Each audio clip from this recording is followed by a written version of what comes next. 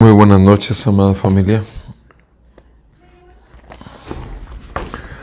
Buenas noches, amados hermanos, hermanas. Sigamos escuchando las palabras de Jesús. Y estamos en el Evangelio de nuestro Señor Jesucristo, según San Lucas. Y en el capítulo 9 estuvimos viendo acerca de la transfiguración de nuestro Señor y cuando mostró su gloria a sus 3 discípulos más cercanos. Y ahora veamos San Lucas capítulo 9, versículo 37.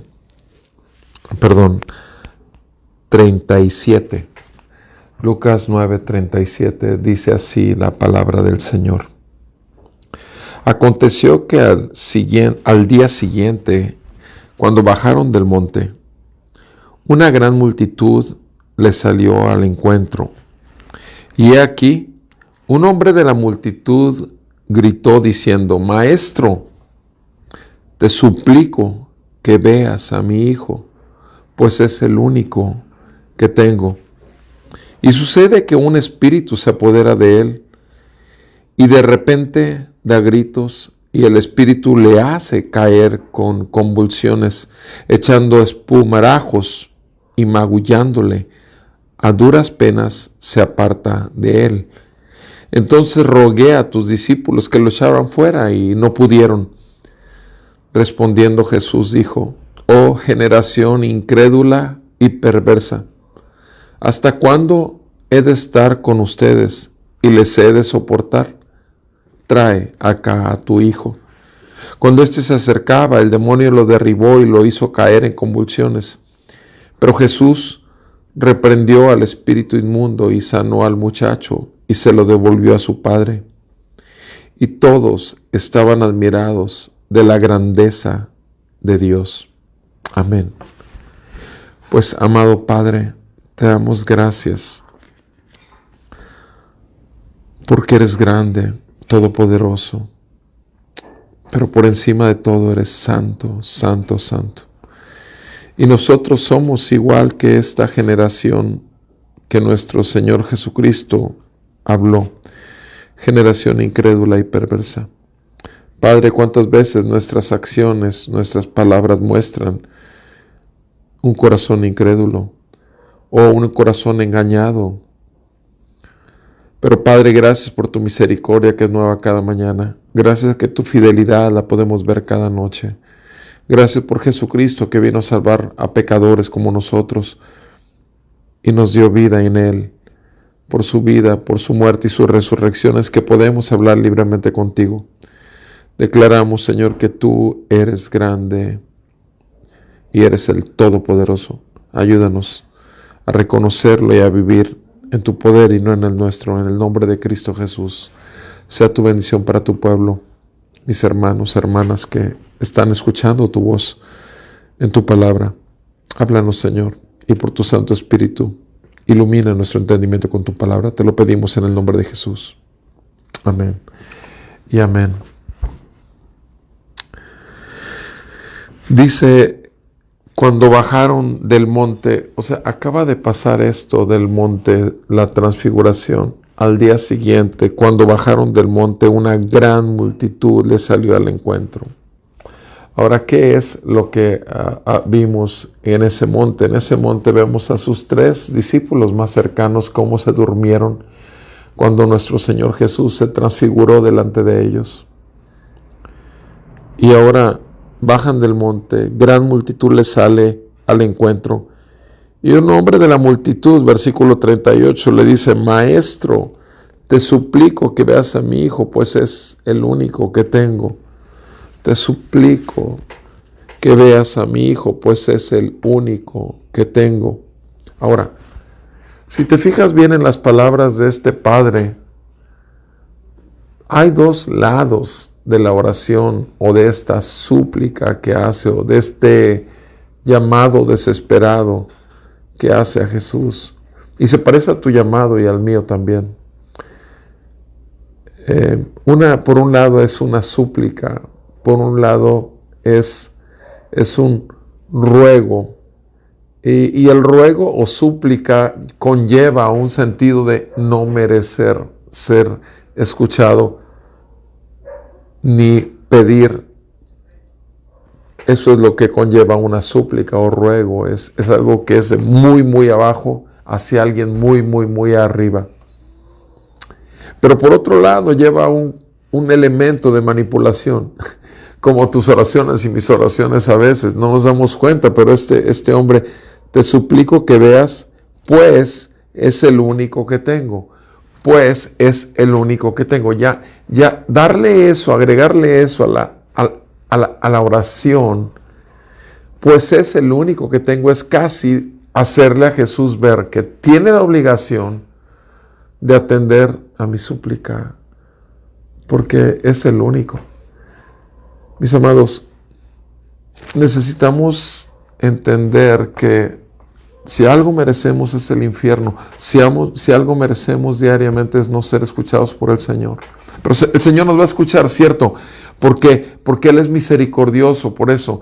Porque Él compró un pueblo para Él mismo y para manifestar su gloria y para tener un pueblo que le alabara, no solamente de labios, sino de corazón, en espíritu y en verdad.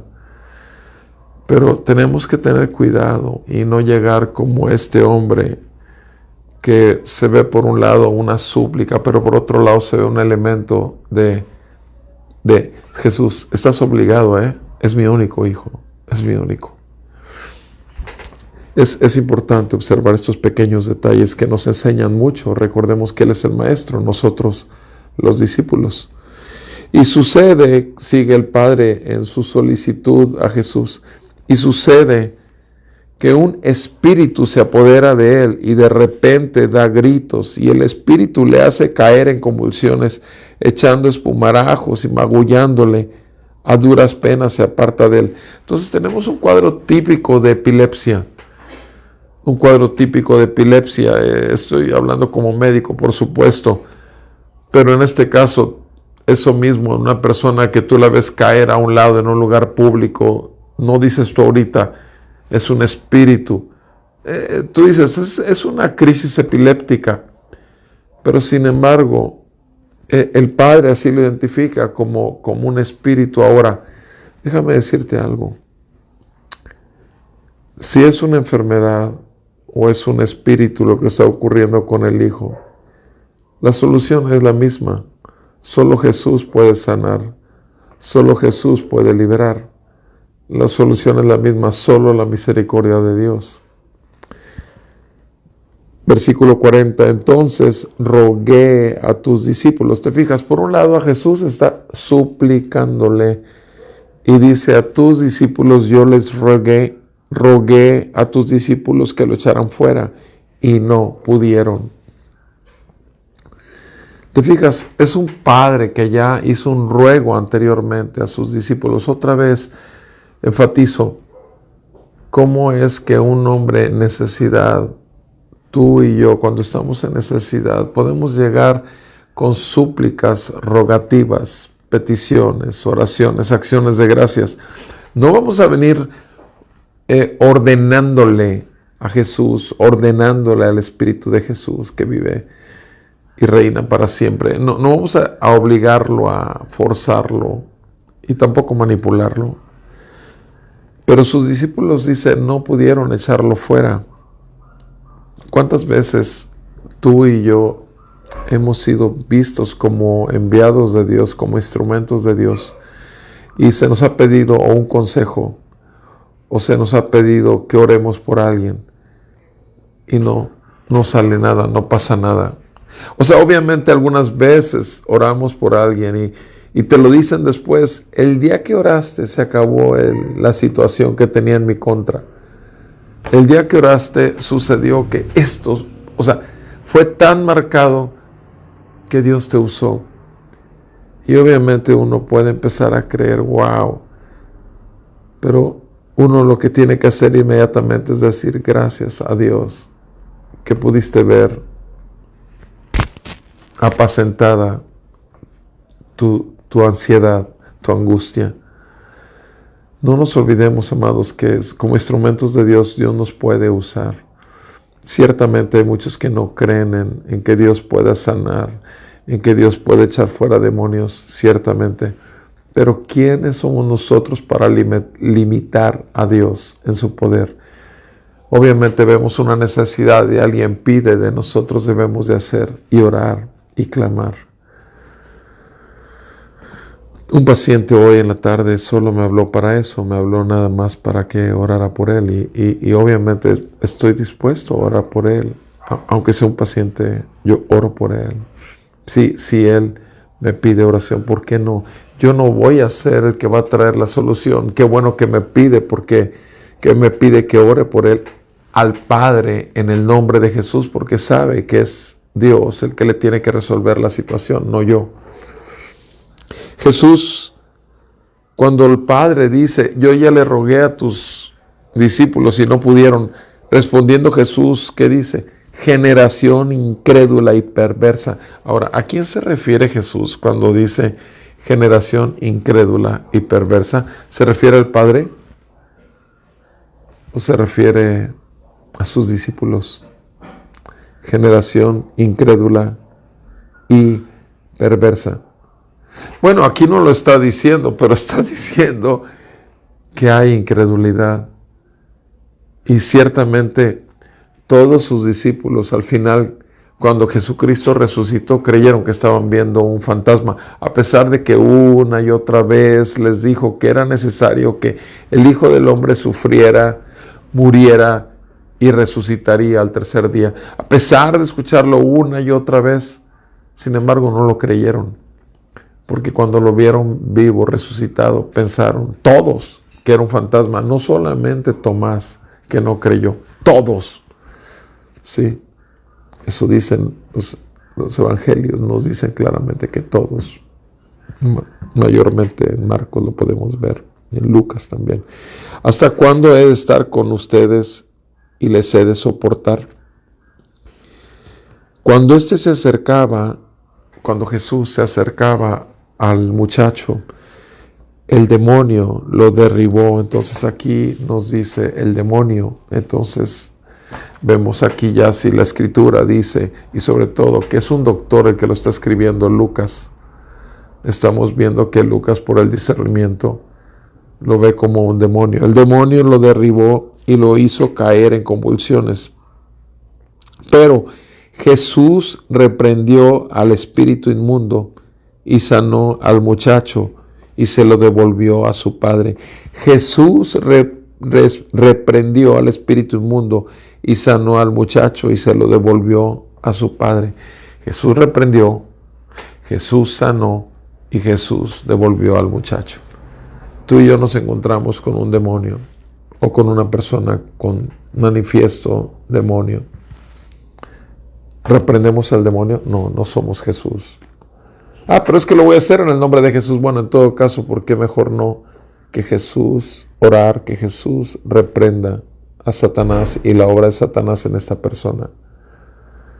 Eso es una oración más bíblica, que el Señor Jesús reprenda a esta enfermedad o esta obra del maligno, que el Señor lo sane y que el Señor entregue la paz que requiere la familia o el enfermo. Podemos orar de diferentes maneras y va a decir mucho eso de a quién queremos darle gloria. Es muy diferente estar uno reprendiendo para todos lados y echando fuera y diciendo y todo, porque uno se siente que tiene el poder para hacerlo. Pero en las cartas, acuérdense la carta de Judas, que dice que cuando el de Satanás tenía el cuerpo de Moisés, que le dijo el Señor, que le dijo que el Señor te reprenda, Satanás. O sea, por cuando estaban peleando por el cuerpo de Moisés. Entonces Jesús reprendió al espíritu inmundo y sanó al muchacho, se lo devolvió a su padre. Y todos estaban admirados de la grandeza de Dios. Todos estaban admirados de la grandeza de Dios. Amados, cuando tú y yo, como discípulos del Maestro, participamos con alguien que no es creyente o alguien que tiene muy poco en la fe, cuando nosotros participamos con nuestra oración, con nuestra súplica, la manera en que lo hacemos da gloria a Dios y la manera en que lo hacemos muestra la grandeza de Dios. De otra manera también, la manera en que lo hacemos puede mostrar quiénes sentimos que somos nosotros como creyentes. Esa es la gran diferencia que hay. En la palabra de Dios se muestra que lo que se tiene que ver es la grandeza de Dios, no la grandeza de los discípulos. No se nos olvide esto, porque esto se muestra también con nuestras palabras, con nuestras acciones. Nuestra conducta da testimonio de la grandeza de Dios y de que somos, sin Él, nada podemos hacer. Que Dios siga bendiciendo tu vida, amado hermano, hermana. Obviamente demos testimonio como discípulos del Maestro, que realmente queremos ver la gloria de Dios en todos los hechos que el Señor, las circunstancias que el Señor nos permita participar. Y proclamemos siempre a Jesucristo el Salvador, Jesucristo el Sanador, Jesucristo aquel que trae la paz a la gente que ha perdido la paz. Y principalmente a todo pecador. La única forma de encontrar la paz es en Jesús, en arrepentimiento de sus pecados y confianza de que Jesucristo pagó por sus pecados y quitó toda condenación del diablo para darle puertas abiertas en los cielos y toda la gracia delante del trono del Rey. Que el Señor te bendiga, amado hermano, hermana. Buenas noches a todos, y si Dios nos concede estar en esta tierra todavía, mañana continuamos escuchando las palabras de Jesús. Gracias.